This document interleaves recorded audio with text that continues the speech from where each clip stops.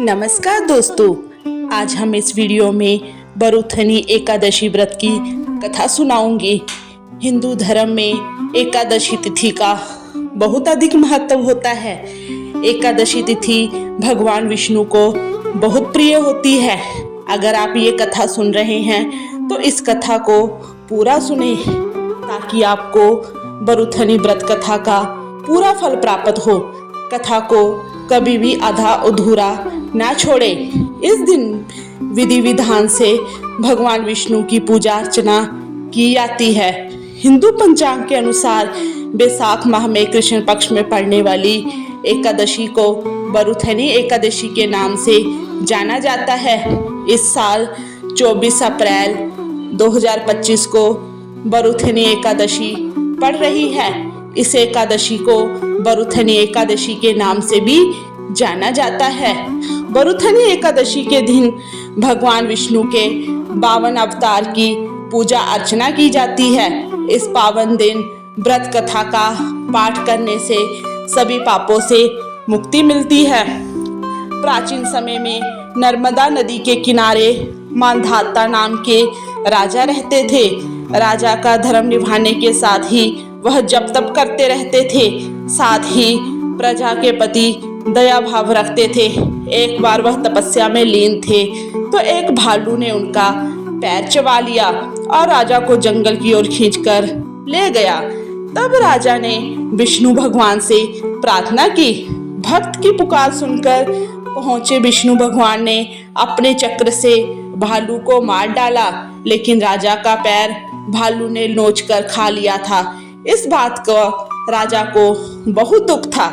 राजा को दुखी देखकर विष्णु भगवान ने कहा कि राजन, भालू ने तो तुम्हारा पैर काटा है, वह तुम्हारे पूर्व जन्म का पाप है जिसकी सजा तुम्हें इस जन्म में भुगतनी पड़ रही है। राजा ने इससे मुक्ति पाने का उपाय पूछा तो भगवान विष्णु ने कहा कि राजन, तुम मेरी 12 अवतार मूर्ति की पूजा बरुथनी एकादशी का व्रत धारण करके करो। इससे तुम्हारे पाप कट जाएंगे और व्रत के प्रभाव से दोबारा अंगों वाले हो जाओगे। इसके बाद राजा ने बरुथनी एकादशी का व्रत धारण किया तो उनका पैर फिर से सही हो गया।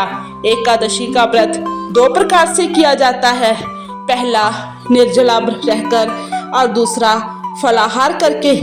एकादशी तिथि को सुबह सूर्योदय से पहले उठकर शौच आदि से निवृत्त होकर स्नान करें। इसके बाद व्रत का संकल्प ले। इसके बाद भगवान विष्णु को अक्षत, दीपक, नैवेद्य आदि 16 सामग्री से उनकी विधिवत पूजा करें। फिर यदि घर के पास ही पीपल का पेड़ हो तो उसकी पूजा भी करें और उसकी जड़ से कच्चा दूध चढ़ाकर घी का दीपक जलाएं। घर से दूर है तो तुलसी का पूजन करें।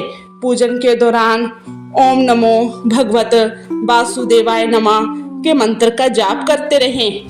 फिर रात में भी भगवान विष्णु और लक्ष्मी माता की पूजा अर्चना करें। पूरे दिन समय समय पर भगवान विष्णु का स्मरण करें। रात में पूजा स्थल के समीप जागरण करें।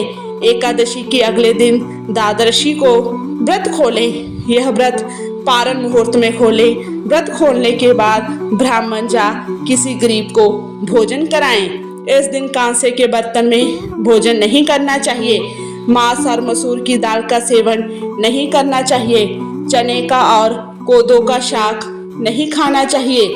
साथ ही शहद का सेवन भी निषेध माना गया है।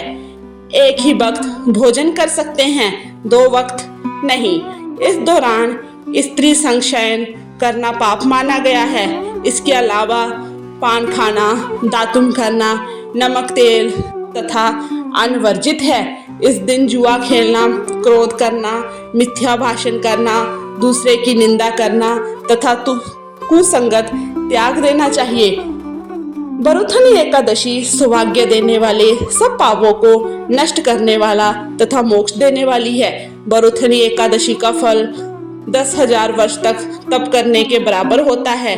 कुरुक्षेत्र में सूर्य ग्रहण के समय एक मन स्वर्ण दान करने से जो फल प्राप्त होता है, वही फल बरुथनी एकादशी के व्रत करने से मिलता है। बरुथनी एकादशी के व्रत को करने से मनुष्य इस लोक में सुख भोग कर परलोक में स्वर्ग को प्राप्त करता है। तो भक्तों, कल 24 अप्रैल को बरुथनी एकादशी का व्रत होगा, तो आप सभी करें और ये कथा को दिन और शाम में अवश्य सुने। धन्यवाद।